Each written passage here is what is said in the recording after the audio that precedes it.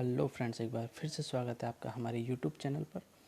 आप बात करने वाले हैं सीटेट, टेट और रिट में काफ़ी इंपॉर्टेंट क्वेश्चंस जो हमने पहले भी आपको करवाए थे, उनमें से काफ़ी बार आपको एग्ज़ामों में देखने को मिले हैं। अब फिर से हमने सीरीज़ स्टार्ट कर दी है। सीडीपी के 10 क्वेश्चन और साइंस और ईवीएस के क्वेश्चंस भी हम आपको करवाएंगे। काफ़ी इंपॉर्टेंट क्वेश्चन होने वाले हैं जो सारे एग्ज़ामों में आपको मिलेंगे।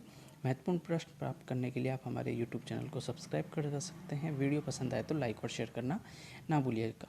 चलो क्वेश्चन नंबर फर्स्ट की तरफ चलते हैं कि 2018 के जो रीट के क्वेश्चन है वो है, पहले हम उन क्वेश्चंस को करवा देते हैं जो किसी ना किसी एग्ज़ाम में आए हैं, क्योंकि ये बार बार रिपीट होते हैं या एग्ज़ाम बार क्वेश्चंस के बार बार घूम फिर के आते हैं, इसलिए इनको पहले करवाना उचित होगा।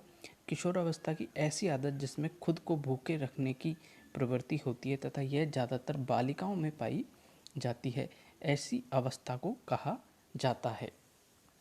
तो किशोरावस्था की ऐसी अवस्था जिसमें खुद को भूखे रखने की प्रवृत्ति होती है और अधिकतर वो बालिकाओं में पाई जाती है। एनोरेक्सिया नर्वोसा, डेलीरियम, ट्रेमेनस, स्वेलिनता या डाउन सिंड्रोम। तो इसका राइट आंसर यदि आपको आता है तो हमें कमेंट बॉक्स में ज़रूर कमेंट करिएगा। इसका राइट आंसर है ऑप्शन ए। चलिए दूसरा है, एक 5 वर्ष के बच्चे में दूसरे के प्रति प्रतिक्रिया तथा संप्रेषण में कमी है तथा असामान्य व्यवहार को बारंबार करता है, इसके लक्षण किस चीज़ का प्रतीक है? श्रवण बाधित, बी शैक्षिक पिछड़ापन, सी शैशव स्वलीनता, डी अधिगम अक्षमता। तो इसका राइट आंसर होगा शैशव स्वलीनता। यानी कि वो क्या है, एक 5 वर्ष के बच्चे के दूसरे के प्रति प्रतिक्रिया तथा संप्रेषण में कमी है तथा असामान्य व्यवहार को बारंबार करता है, इसके लक्षण के क्या चिन्ह है? शैशव स्वलीनता, यानी कि वो अपने अंदर ही खोया हुआ रहता है। इसके अंदर लिखा है दूसरे के प्रतिक्रिया, दूसरा प्रतिक्रिया करेगा तो यदि वो स्वयं करेगा तो वो सब काम अच्छे से कर लेता है, इसलिए वो शैशव स्वलीनता है, अपने अंदर खोया हुआ रहता है। चलिए तीसरा क्वेश्चन है, सीखने का व्यवहारिक सिद्धांत दिया गया। सीखने का व्यवहारिक सिद्धांत किसके द्वारा दिया गया? तो थॉर्नडाइक के द्वारा दिया गया था। ये आपको याद होना चाहिए, काफ़ी इंपॉर्टेंट क्वेश्चन, काफ़ी बार रिपीट हुआ है एग्जाम में। निम्न में से कौन से स्वलीनता के लक्षण हैं? ऑप्शन ए कमजोर सामाजिक व्यवहार, ऑप्शन बी रूढ़िबद्ध व्यवहार, ऑप्शन सी कमजोर संप्रेषण, ऑप्शन डी ऊपर लिखित सभी।